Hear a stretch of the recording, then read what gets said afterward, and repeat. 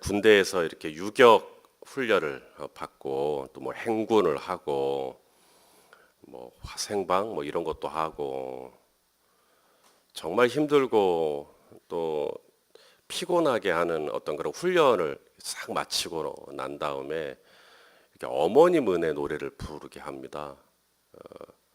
왜 아버지 은혜라는 노래는 없는지 모르겠습니다. 그래서 어머니 은혜 노래를 나실제 괴로움 다 해주시고 뭐 진자리 마른 자리 막 이러면서 이렇게 막 부르면 다 웁니다. 너무너무 힘들고 이렇게 어려울 때 이렇게 어머니 은혜 생각하면 막 울어요. 어제 저녁에 제가 이 말씀 준비하다가 이제 제 아들하고 같이 밥을 먹었는데, 시몬아, 너 나중에 군대 가면 정말 힘들고 어려운 순간순간들이 있을 텐데 누가 생각날까? 아빠일까? 엄마일까? 그랬더니 저쪽에 있던 제 아내가 픽 웃더라고요. 제 아들이 둘 다 생각나지. 둘 다 생각나. 아니, 그럼 솔직하게 말해봐. 솔직하게 누가 더 생각날까? 그랬더니 엄마가 생각날 것 같아요. 엄마가. 왜 아빠는 생각 안 날까? 아빠도 생각나겠지. 힘들고 어려울 때 아빠도 했는데 이거 나도 해야지. 그러면서 아빠가 생각날 것 같아요.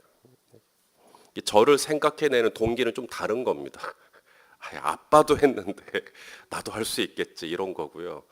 또 엄마라고 하는 대상은 좀 다릅니다. 엄마가 생각나는 건 좀 의지하고 싶고 안기고 싶고 쉬고 싶고 이런 대상인 거죠. 사람의 근본적인 심리인 것 같습니다. 나이가 어리든 나이가 많이 드셨든 이 엄마, 어머니라고 하는 이 존재는 좀 다른 것 같습니다. 나이 드신 한 어머님이 머리가 희끗희끗하신 분인데 무덤 앞에서 한없이 우시는 걸 본 적이 있습니다. 엄마, 나이 드신 분이 엄마 이러면서 막 우시더라고요. 그래서 이게 엄마라고 하는 이 존재가 분명히 뭔가 있는 것 같아요. 오늘 이 예레미야가 10절에 보니까 나의 어머니여 하면서 이렇게 웁니다. 나의 어머니여. 예레미야가 지금 마음이 많이 아파하고 있는, 또 마음이 많이 지쳐 있는 그런 것들을 우리가 보게 됩니다. 예레미야는 나랑 좀 다른 사람, 예레미야는 좀 나랑 좀 차원이 다른 사람, 하나님의 부르심을 받고 또 하나님의 일을 감당할 만큼의 뭔가 좀 능력도 나랑 좀 차원이 다른. 그런데 오늘 본문에 보니까 나의 어머니여 그럽니다. 이게 뭐냐면 이게 성정이 우리와 똑같아요. 예레미야도 힘들고 어려울 때는 어머니를 찾습니다. 예레미야가 왜 이렇게 힘들어하는가? 10절을 보겠습니다. 10절을 보니까 온 세계, 나를 온 세계에 다투는 자와 싸우는 자를 만날 자로 나오셨도다. 그러니까 만나는 사람들마다 다 예레미야하고 어떻게 하려고 한다는 거예요. 싸우려고, 예레미야를 죽이려고, 예레미야와 다투려고. 세상 사람들이 다 나를 좋아한다, 미워한다.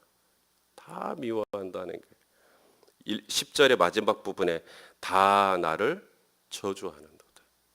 왜 나를 낳으셨어요? 왜 나를 낳아주셨지만 내가 지금 경험하고 있는 이 하루하루는 늘 고난이라는 거죠. 늘 학대고 비방을 받고 멸시를 받고 나 너무 힘들어요 어머니라고 지금 하고 있는 겁니다. 사람들이 다 나만 보면 나 잡아먹으려고 그래요 엄마. 나 너무 힘들어요 지금 이겁니다. 욥도 그 믿음 좋은 욥도 그 욥기 1장과 2장까지는 잘 버팁니다. 주신 자도 여호와시오 취하신 자도 여호와시오. 1장에서 또 2장에서는 우리가 여호와께 복을 받았은즉 또 화도 받지 않겠는가 막 이러면서 1장 2장까지는 어떻게 버텨요. 이제 3장 1절 욥기 3장 1절은 이렇게 시작합니다.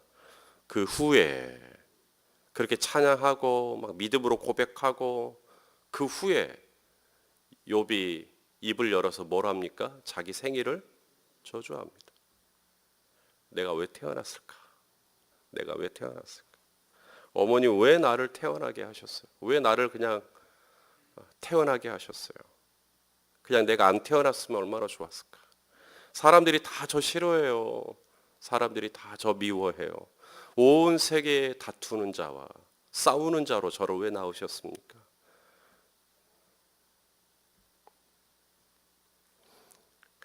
그 정채봉 시인의 엄마가 휴가 나온다면이라고 하는 시가 있어요. 엄마가 휴가 나온다면. 하늘나라에 가 계시는 엄마가 하루 휴가를 얻어 오신다면, 아니 반나절 반 시간도 안 된다면, 단 5분, 그래 5분만 온대도 나는 원이 없겠다. 얼른 엄마 품속에 들어가 엄마와 눈 맞춤을 하고 젖가슴도 만지고 한 번만이라도 엄마 하고 소리내어 불러보고 숨겨놓은 세상사 중 딱 한 가지 억울했던 그 일을 일러 바치고 엉엉 울겠다. 이런 시가 있습니다. 그러니까 이 엄마라고 하는 존재, 이 어머니라고 하는 존재, 나의 지나간 세상사 중에서 딱 한 가지 억울했던 일 좀 일러 바치고 싶다. 예레미야가 지금 그겁니다. 세상 사람들이 다 나 미워해요, 엄마. 세상 사람들이 다 저 싫어해요. 저를 무슨 벌레 버릇해요. 지금 이런 거예요, 지금. 지금 예레미야가 겪고 있는 이 고통이라는 게 뭔가 15절에 보니까 그래요. 내가 부끄러움 당하는 줄을 아시옵소서. 하나님 앞에. 이게 사역자에게 수치심이 있습니다. 부끄러움이 있습니다. 이게 예레미야의 지금 아픔입니다. 하나님의 일을 하는데 무슨 부끄러움? 그건 믿음 좋은 이야기고요. 하나님의 일을 하는데 부끄러워요. 나로 멸망하지 아니하게 하옵시며 주를 위하여 내가 부끄러움 당하는 줄을 아시옵소서. 교회를 처음 개척하고 제 아버님이 야, 내가 볼 때도 네 교회 너무 안 된다라고 할 때 그 시즌입니다. 정말 어려울 때 뭘 해도 저는 교회가 부흥이 전혀 안 되고 뭐 등록하시는 분도 없고 그때 동기들 모임을 갔습니다. 그때 동기들 모임을 가지 않았어야 했어요. 근데 저는 이제 너무나 외롭고 좀 그랬던 상황이라 동기들 모임 가서 좀 위로 좀 받고 싶고 그렇게 갔었더랬는데 이제 상처만 딥다 받고 온 겁니다. 이 동기들이 다들 저한테 제가 힘든 줄 아니까 한마디씩 다 던지는 겁니다. 야, 너 알파라는 거 해봐봐. 그랬더니 제가 속으로 알파 하려면 사람 있어야 되잖아. 근데 그 속도 모르고 야, 이런 것도 한번 해봐봐. 야, 이런 것 괜찮더라. 야, 그거 하려면 예산이 한 50만 원 정도 들잖아. 돈 없어 우리. 근데 툭툭 던지는 겁니다. 이것도 한번 해봐. 저것도 한번 해봐.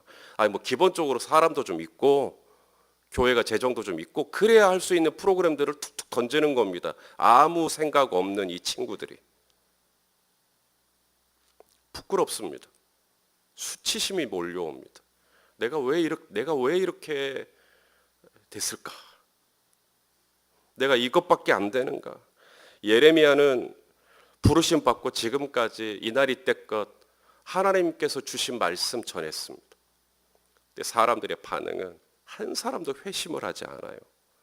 사람이 안 바뀝니다. 최근에도 은퇴하셨던 한 원로 목사님이 기독신문에 인터뷰하셨던데 가장 힘들었던 때가 언제입니까? 20년, 30년 목회했는데 성도들이 안 변한 것 같을 때. 너무 자괴감이 된다는 거예요. 내가 뭐 했나? 이런 생각이 든다는 거예요. 예레미야는 진짜 한 명도 회심한 사람이 없습니다. 그날 이후 저는 개척교회 목사님들에게 뭔가 이렇게 말을 할 기회가 되면 안 하려고 합니다. 저에게 이렇게 무슨 자리들이 와요. 목사님이 개척을 했으니까 좀 말씀 좀 전해 주십시오. 제가 개척을 했으니까 그런 제안들이 들어오겠죠. 열의 9은 거절합니다. 안 갑니다. 제가 가서 무슨 얘기를 해도 이분들께 다 상처됩니다. 제가 경험했습니다. 전 절대 안 갑니다. 근데 어쩔 수 없이 제가 이제 그 모임의 어떤 리더 역할을 감당하고 있기 때문에 어쩔 수 없이 해야 되는 때가 있어요. 이럴 때는 정말 조심합니다. 말 한마디라도. 혹시라도 이분들이 자존심 다치지 않을까. 정말 걱정하면서 합니다. 그런데 제가 이렇게 조심하잖아요. 그래도 와서 또 상처받고 가십니다.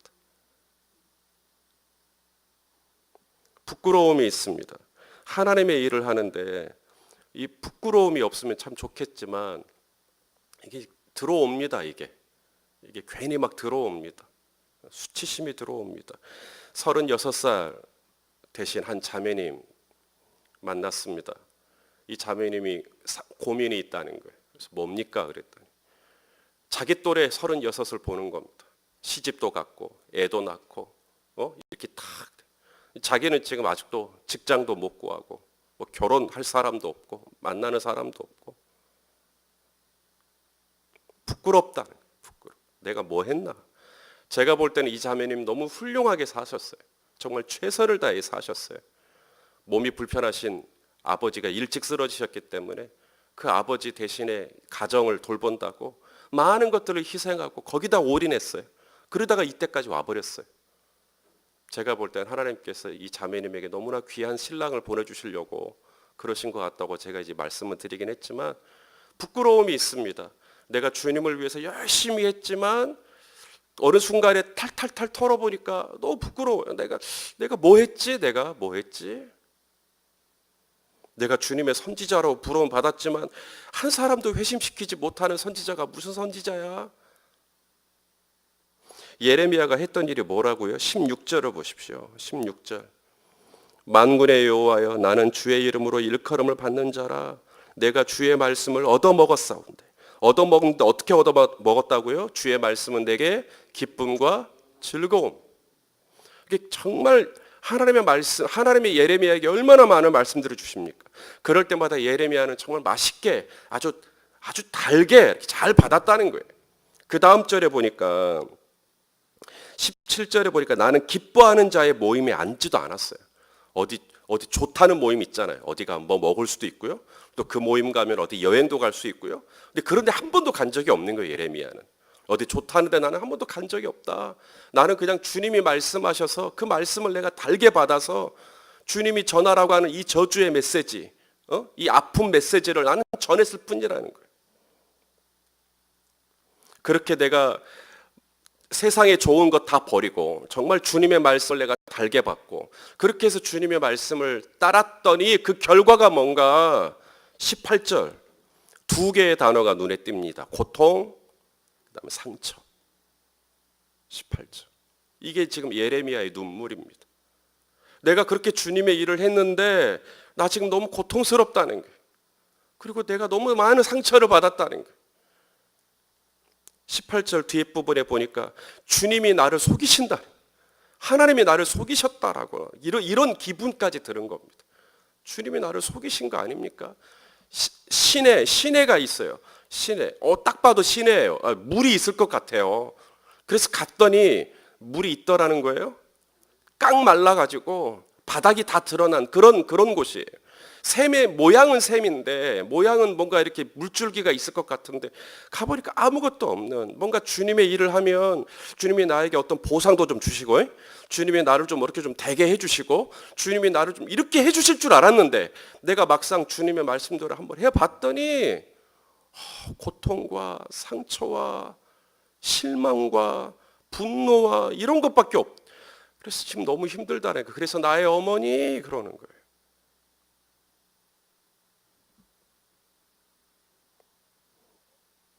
그냥 목자 목녀 하는 거 아닙니다. 그냥 교회에서 봉사하는 것 아닙니다. 교회 학교 교사든 주차 봉사든 뭐 그냥 합니까? 주차 봉사하다가도 얼마나 많은 상처를 받습니까? 함부로 말하시는 분들. 그냥 내가 이렇게 툭 내뱉어도 될 만한 분들이 이거 봉사하고 계시겠지. 그 중에는 회사의 CEO도 계시고 교장으로 정년하신 분도 계시고 그런데 말을 막 툭툭 합니다. 그러니까 막 상처를 받습니다. 아, 내가 이 교회, 내가 이 봉사만 아니면 내가 정말 저 밖에 나가면 내가 얼마나 대접받는 사람인데 내가 교회에서 이 봉사하다가 내가 왜 이런 괄시를 받아야 되나 이런 생각이 들어오면 이게 확 기분이 나빠지죠. 이 목자 목녀들이 참 저희 교회에서 수고가 많으신데요. 이분들이 겪는 이 감정적인 에너지가 있습니다. 이 목장원들의 생활을 들여다보지 않을래 않을 수가 없어요. 목자가 되면. 그러면 이 목장원들의 삶이라는 게 이게 항상 평안한 게 아닙니다. 자녀가 아프기도 하고 부부간의 갈등이 있기도 하고 뭔가 이렇게 재정적으로 어렵기도 하고 뭐 복잡한 일들이 목장원들에게 많이 일어납니다. 목자 목녀가 아니면 그냥 조금 멀리서 볼 수 있어요. 근데 이 목자 목녀는 직접적으로 전화를 받기도 하고 새벽 한밤중에 울기도 하고 목자 목녀가 아니면 굳이 듣지 않아도 될 이야기들을 듣기도 하고 고통과 상처와 아픔들이 있습니다. 그래서 저는 이 목자 목녀들에게 늘 고맙고 또 죄송하고 그런 거예요. 여러분 오늘 같은 이런 본문이 없다면 예레미야 선지자를 볼 때 어떤 생각을 하셨을까요? 아, 감당할 만한갑다. 그냥 할 만한갑다. 사역 할 만한갑다. 목회할 만하신가 보다. 예레미야가 선지자로 부름받고 40년 넘게 했습니다. 아, 그럴 만했는갑다. 뭐 할 만했나 보지 뭐. 이런 생각하지 않았을까요? 그런데 오늘 본문이 기록이 되어 있습니다. 이 본문을 통해서 우리가 알게 되는 게 뭐냐면 아, 예레미야도 사람이구나. 예레미야도 엄마 찾구나. 힘들고 어려우니까 나의 어머니여 왜 저를 낳으셨어요? 그러면서 울잖아요. 지극히 인간적인 동질감을 느끼게 해주는 그런 본문입니다. 예레미야가 이렇게 힘들어할 때 그렇다면 이제 하나님은 뭐라고 하셨을까요? 하나님은 예레미야에게 뭐라고 해주셨을까요? 자, 19절부터 21절까지 하나님의 음성이 들려옵니다. 자, 19절만 먼저 같이 읽겠습니다. 시작. 여호와께서 이와 같이 말씀하시되 네가 만일 돌아오면 내가 너를 다시 이끌어 내 앞에 세울 것이며 네가 만일 헛된 것을 버리고 귀한 것을 말한다면 너는 나의 입이 될 것이라. 그들은 내게로 돌아오려니와 너는 그들에게로 돌아가지 말지니라. 여러분 이 말씀을 사람이 했다고 하면 어떠실까요? 자, 19절 말씀이 이거잖아요. 네가 만일 돌아오면 네가 만일 이게 뭔 말인가 하고 다른 번역을 봤더니 네가 지금 회개하면 이 말입니다. 예레미야에게 하나님이 하셨던 첫 번째 메시지가 뭐냐면 회개하라는 것이었어요. 네가 만일 돌아오면 너 회개해. 내가 너 다시 이끌어 줄게. 그 다음에 네가 만일 헛된 것을 버리고 귀한 것을 말한다면 이걸 다른 번역으로 보니까 무슨 번역도 있냐면요. 네가 말 같지도 않은 말을 지금 내 앞에서 하고 있다는 얘기예요. 네가 말 같지도 않은 말 버리고 진짜 귀한 말을 네가 다시 할 수 있게 된다면 너는 나의 입이 될 것이다. 여러분 지금 나의 어머니 하고 막 쓰러져 있는데 갑자기 누군가가 당신 회개하십시오. 그리고 말 같지도 않은 얘기 하지 마십시오. 라고 한다면 사람이 내게 그 말 한다면 상처 받을까요? 안 받을까요? 법을 줘. 환장하죠. 나 죽으란 얘기죠. 그런데 성도 여러분 하나님이 이 얘기를 하면요 상처가 없습니다. 사람이 내게 이렇게 말하면 진짜 아픈데요. 하나님이 이렇게 말씀하시면 아픔이 없어요. 제가 그걸 언제 느꼈냐면 이제 제 아내가 좀 요즘 몸이 좀 많이 안 좋아서 좀 오늘 못 나왔습니다만 이게 뭐죠? 아이들 학교 보내고 뭐 제 아내가 이렇게 막 TV 보고 막 드라마 보고 이거 많이 하는 건 아닙니다. 근데 제가 좀 TV 좀 보지 말고 묵상 좀 하재 제가 그랬어요. 하나님 말씀 묵상 좀 하라고. 잔소리처럼. 얼마나 듣기 싫어요. 애들 학교 보내고 집안일 할 것도 많은데 또 묵상하라고 또 남편이 또 그러니까. 그래서 막 그 말 할 때마다 이제 작아지는 거예요. 제 아내는. 자기도 해야 된다는 걸 알겠는데 잘 시간적인 여유도 잘 안 되고. 그래서 제가 이제 어느 순간에 말 안 했어요. 에이, 말 말자. 하는 나도 힘들고 듣는 아내도 힘들고. 그런데 어느 날 제 아내가 하고 있는 거예요. 아이들 학교 보내고 거실에서 하나님의 말씀을 묵상하고 있는 겁니다. 그래서 어쩌다가 한 번 하나, 그 다음 날에도 어라? 묵상을 하네. 이제야 내 잔소리가 먹힌 건가? 그리고 나서 이제 제가 여보 어떻게 다시 묵상을 하네? 내가 이제 뭐라 안 해도 하네. 그때 제 아내가 하나님이 하래요. 하나님이 하래요. 내가 하랄 때는 안 하더만. 하나님이 하라고 하니까 상처가 없어요. 남편이 하라고 하니까 그렇게 서운하고 그렇게 마음이 이렇게 오히려 막 이렇게 역한 감정이 올라오고. 그런데 하나님이 어느 날 기도 중에 너 묵상 좀 해라 라고 했더니 그게 바로 아멘 하고 이게 수용이 되어지더. 그리고는 그 다음 날부터 묵상이 진짜로 되는. 그래서 야, 이게 백날 잔소리 하는 것보다 하나님이 한 번만 말씀하시면 끝나는구나. 사람이 만일에 저한테 이렇게 얘기하면 힘들죠. 목사님 말 같지 않은 말 하지 마십시오. 이러면 진짜 힘들죠. 근데 하나님이 저한테 이렇게 말씀하시면 그 하나 상처가 안 됩니다. 정신이 번쩍 듭니다. 내가 이렇게 하면 안 되는구나.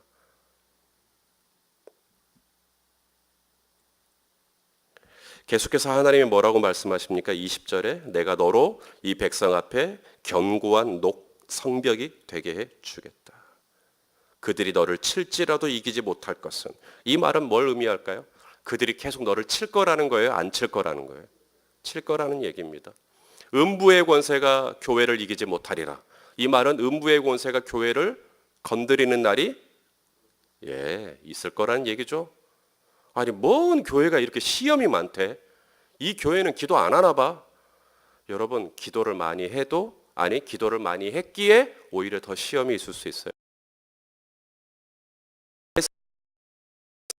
계속 3번이나 시험하잖아요. 이 교회는 왜 이렇게 문제가 많대? 왜 이렇게 복잡하대? 얼마나 권사님들이 기도를 안 하고 중직자들이 기도를 안 하면, 기도를 했든 안 했든 교회는 원래 음부의 권세가 가만 안 두는 공동체입니다. 시험이 끊임없이 있죠. 그들이 너를 칠지라도. 이 말은 계속해서 너는 앞으로도 누군가에게 저주를 받고 누군가에게 괄시를 받고 누군가에게 굳이 듣지 않아도 되는 이야기를 듣게 될 것이고 너에겐 그런 아픔이 있을 거라는 거예요. 이걸 깔고 있는 겁니다. 그러나 너는 그들에게 지지 않을 거다. 왜냐하면 내가 너를 노성벽처럼 내가 너를 딱 붙들어 줄 거라는 거예요. 지금처럼 나의 어머니여 하고 징징거리고 울 때가 있겠지. 그런 순간이 있겠지만 이 순간이 지나면 16절 예레미야는 또다시 새로운 하나님의 말씀을 향해서 순종을 향해서 나아갑니다. 예레미야 말씀이 15장에서 안 끝나요. 계속됩니다. 우리의 삶의 순간에 어느 순간에는 나의 어머니여 하고 넘어지는 순간이 있어요. 그러나 하나님은 그 순간으로 끝내지 아니하시고 또 우리를 노성벽이 딱 되게 하셔서 또 붙잡으시고 또 계속해서 이 사역을 감당하도록 그렇게 힘주시고 주님의 은혜로 감당하는 겁니다. 은혜로. 우리 이재원 목사님이 이번 주 오후에 오셔서 말씀하셨죠. 양쪽 날개가 있어야 비행기가 뜬다고. 그럼 우리에게 있어서 양쪽 날개가 뭐겠는가? 반대는 하나님의 은혜, 이쪽은 내 의지? 그렇게 생각하는데 천만의 말씀. 내 의지는 하나도 없다라는 거예요. 내 안에 선한 것이 하나도 없듯이. 그러면 양쪽 날개 전부는 다 하나님의 은혜. 이쪽도 하나님의 은혜, 이쪽도 하나님의 은혜여야 우리가 비상할 수 있다는 거예요. 내 힘과 내 의지는 하나도 없어요. 찬송가 가사처럼 내 힘과 결심 약하나 늘 넘어지기 쉬우니. 우리는 다 그래요. 또 순간 어려운 일이 오면 나의 어머니요 그래요. 그런 내가 어떻게 이 사역을 감당해요? 또 부끄러움이 들어오는데 어떻게 이 사역 감당해요? 하나님이 오늘 이 아침에도 저를, 우리 성도님들을 노성벽이 되도록 붙잡아 주시면 우리도 감당할 수 있을 줄로 믿습니다. 그러면 목자 목녀도 하고요. 그러면 교사도 하고요. 지난주에 그런 이야기 들었는데 다음 주에 또다시 우산 쓰고 주차 방송 또 해요. 그런 얘기를 들었는데도 하나님께서 순간순간 우리를 노선벽이 되게 해주지 않으면 감당이 못하는 겁니다. 우리 하나님 바라보고 하나님이 주시는 은혜로 우리 앞으로도 잘 주님의 길을 걸어가기를 예수님의 이름으로 축원합니다. 찬송가 370장을 찬송하겠습니다.